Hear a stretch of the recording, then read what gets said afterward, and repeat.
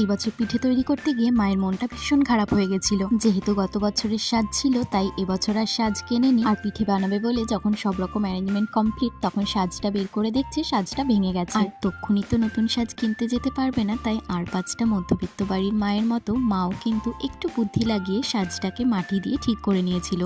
তারপরে উনুনে সাজ বসিয়ে সাজে নুন দিয়ে নুনটাকে অল্প গরম করে তারপর নুনটাকে কিন্তু ফেলে দিয়েছিল। এটা কেন করে সেটা আমার জানা নেই, আমি মাকে জিজ্ঞাসা করতে ভুলে গেছি। এরপর একটা কাপড়ের সাহায্যে সাজটাতে ভালো করে তেল লাগিয়ে নিয়েছিল।